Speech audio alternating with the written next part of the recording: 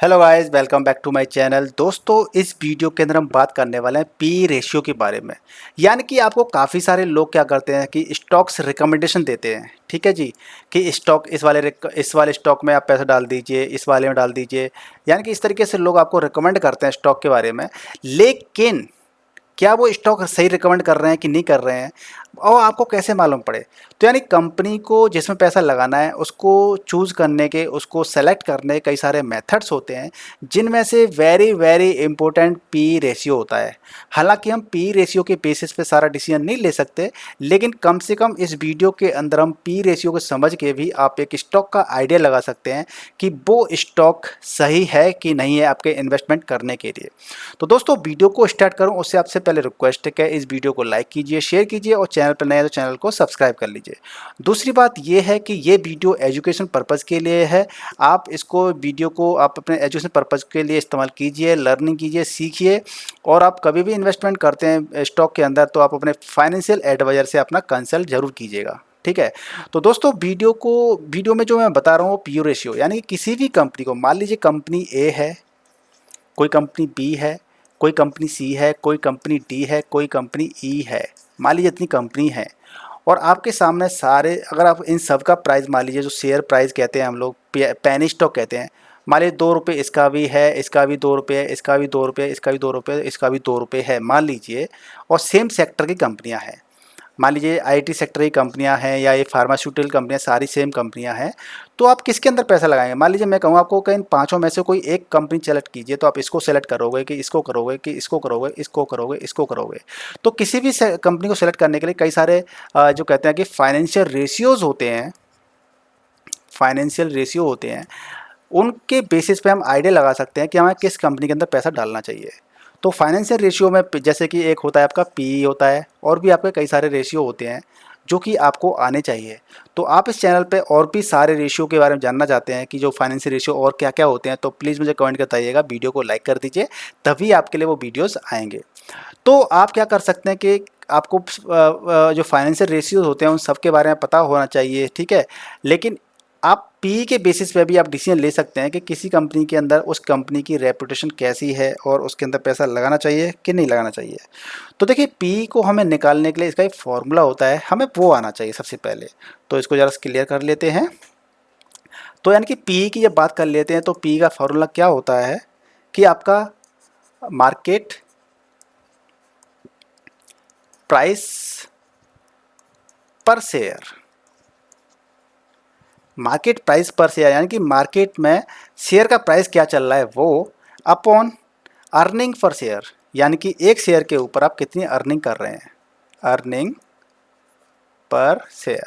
देखिए, ये सारी चीज़ें होती हैं ना, या तो दिमाग में बैठा लीजिए या इनको कहीं नोट कर लीजिए, क्योंकि ये ऐसी चीज़ें होती हैं कि आप भूल जाते हैं, और भूल जाएंगे तो आपको दिक्कत आएगी फिर से। तो देखिए, आपको डरना नहीं है कि ये फॉर्मूला वगैरह क्या है यार, क्या हमें फॉर्मूला याद करनेंगे। आप, मुझे तो समझाना है तो इसलिए मुझे आपको सारा समझाना पड़ेगा, लेकिन लास्ट में आपको एक ब्रह्मास्त्र दिया जाएगा जिससे कि आप आइडिया लगा सकते हैं कि कंपनी अच्छी है कि बुरी है, पी के बेसिस पे, ठीक है। तो आपका फॉर्मूला क्या हो गया? मार्केट प्राइस पर शेयर, मान लीजिए उस कोई एक कंपनी है, उसका शेयर कितना चल रहा है, मान लीजिए 20 रुपये चल रहा है, ठीक है, 20 रुपये चल रहा है मान लीजिए।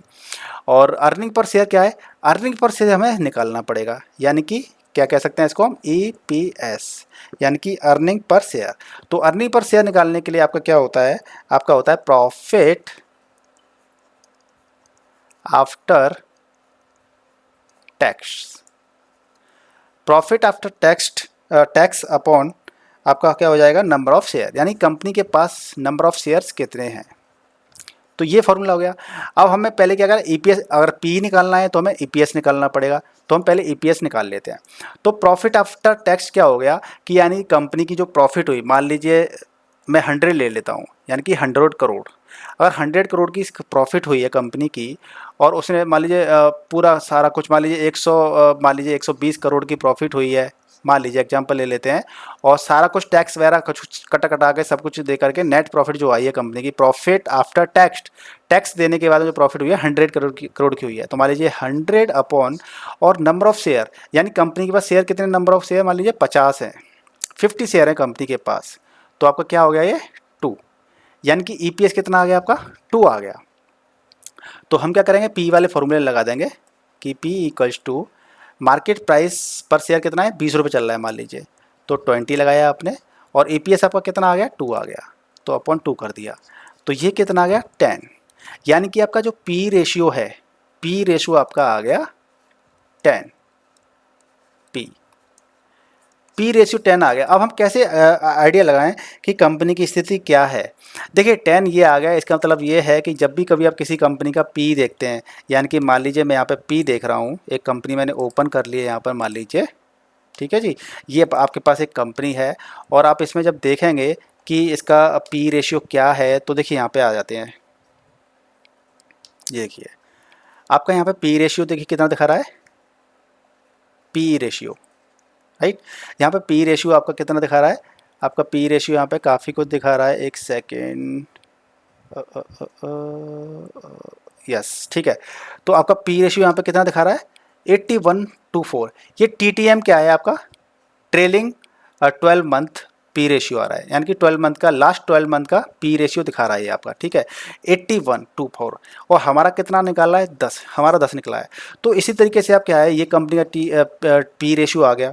अब ये पी रेशियो आता है, इसका मतलब क्या है, मान लीजिए 10 है, इसका मतलब क्या है कि मान लीजिए आपको 1 रुपये की अर्निंग करनी है, अगर आपको 1 रुपये की अर्निंग करनी है तो आपको कंपनी को 10 रुपये देने पड़ेंगे, और यदि आपको 2 रुपये की अर्निंग करनी है, 2 रेस की अर्निंग करनी है, तो आपको कंपनी को 20 रुपये देने पड़ेंगे। इसी तरीके से आपको 10 रुपये कमाने हैं तो कंपनी को आपको 100 रुपये देने पड़ेंगे, ठीक है, यानी कि 100 रुपये के आपको शेयर खरीदने पड़ेंगे। तो इसका मतलब ये होता है पी का, और पी का मतलब ये होता है कि हम अब इसको हम समझ लेते हैं कि पी ही हमारी ज़्यादा 10 अच्छी है कि 20 अच्छी है कि 0 अच्छी है। अब हम इसको समझ लेते हैं। तो देखिए क्या पी का मतलब क्या होता है कि जैसे कि अगर आपकी पी क्या होती है, कम आए तो उसको ज़्यादा अच्छा माना जाता है, यानी कि आपको कह सकते हैं कि लोअर पीई, लोअर पी यानी कि अच्छी, गुड, और डाउन पी, अपर पी, अपर क्या यानी कि हायर पी क्या लेते हैं, हायर पी मतलब बैड, यानी कि आपकी पी की वैल्यू जितनी कम आएगी वो आपकी अच्छी मानी जाएगी। अब हम बात कर लेते हैं कि यहाँ पर जो 81 आ रही है ये अच्छी है कि बुरी है, तो यहाँ पे आप देख सकते हैं कि 81.24। अब ये कंपनी में कौन सी देख रहा हूँ, आप ये भी देखिए, क्योंकि कई सारी चीज़ें मैटर करती हैं। ये आप टाइटन कंपनी का शेयर देख रहे हैं, ठीक है, टाइटन कंपनी यानी कि जो गोल्ड ज्वेलरी बनाती है या जिसकी रिस्ट वॉच आती है, घड़ियाँ वगैरह आती हैं, तो वो, यानी कि आप किसी जब भी कभी कंपेयर करते हैं तो घोड़े को गधे से कंपेयर कर सकते हो, नहीं कर सकते हो ना। इसी तरीके से आपको जब कंपेयर करना है तो आप सेक्टर वाइज कंपेयर कर सकते हैं। क्या करते हैं, सेक्टर वाइज कंपेयर कीजिए। जैसे कि आपकी अगर ये आपकी ज्वेलरी वाली कंपनी है मान लीजिए, तो आप ज्वेलरी वाली कंपनी से कंपेयर कीजिए। जैसे कि मैंने बताया था ना स्टार्टिंग में कि आपके पास ABC 5 तरह के शेयर हैं, आपको किसको चूज करोगे, तो वो सेम सेक्टर के शेयर होने चाहिए, और उसमें जिसकी पी कम है आप उसको चूज कर सकते हैं, ठीक है। एक तो हो गया, हालांकि हम पी रेशियो के बेसिस पे हम किसी कंपनी को सिलेक्ट नहीं कर सकते, उसके बाकी भी रेशियो होते हैं जिनको हम धीमे धीमे करके समझाएंगे सीधा सीधा, ठीक है, तो तभी हमें समझ में आ पाएगा। अब हम इसमें एक चीज़ और देख रहे हैं कि जब पी आपका निकल के आ रहा है तो इसके बाद में आप देखेंगे सारी चीज़ों को कि आपका जो ये आ रहा है, इसमें आप दूसरा एक कंपेयर आप ये कर सकते हैं कि आपका जो इंडस्ट्री है, जैसे कि ज्वेलरी और रिस्ट वॉच की इंडस्ट्री है, तो इसमें 81.25 है, और सेक्टर वाइज कितना चल रहा है, 59.868, यानी कि इस सेक्टर की बात करें ज्वेलरी और रिस्ट वॉच वगैरह की, तो 60 के अराउंड चल रहा है ये पी रेशियो। लेकिन यहाँ पे क्या है, ज़्यादा है, यानी कि जो सेक्टर वाइज जो चल रहा है पी, उससे कहीं ज़्यादा है, 20 पॉइंट्स ज़्यादा है ये, यानी कि आपको 1 रुपया कमाने के लिए आपको 81-82 रुपये देने पड़ेंगे। इसका मतलब ये हो गया। अब जब आपका क्या होता है कि आपका एक सेक्टर के हिसाब से ज़्यादा है, लेकिन इसका एक दूसरा पहलू ये भी होता है कि अगर मान लीजिए आपका पी ज़्यादा है, अगर आपका पी मान लीजिए ज़्यादा है, तो इसका मतलब ये है कि लोग ना आपको ज़्यादा पैसा देने के इच्छुक हैं, क्योंकि आपकी ब्रांडिंग, आप पे ट्रस्ट ज़्यादा लोग करते हैं। एक ये भी तो रीज़न हो सकता है। मान लीजिए किसी का पी रेशियो ज़्यादा है, ठीक है, तो उसकी ब्रांडिंग अच्छी होगी, लोग ट्रस्ट कर रहे हैं, यानी कि ये टाइटन कंपनी है, इसमें आप देख सकते हैं कि काफ़ी अच्छे शेयर मार्केट चल रहा है, इसके अंदर प्राइस चल रहा है, देखिए काफ़ी टॉप पे चल रहा है, तो लोगों का ट्रस्ट भी अच्छा होगा, लोगों की वैल्यू भी अच्छी होगी।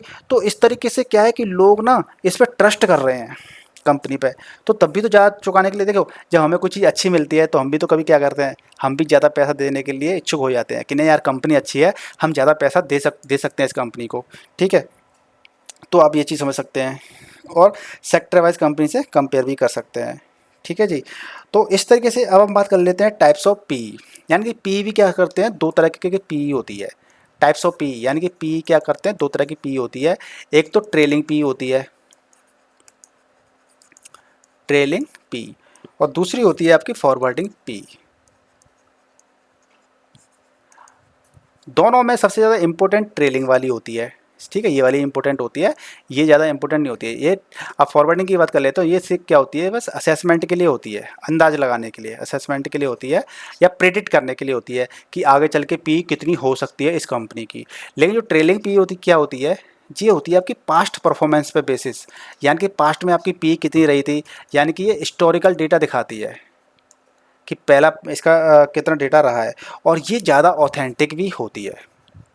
ठीक है, अभी आपने नीचे देखा था ना कि टी टी पी एम आ रही थी, देखिए नीचे आपको दिखा देता हूँ मैं, देखिए ये जो दिखा रहा है ना आपकी ये वाली टी टी एम, यानी कि ट्रेलिंग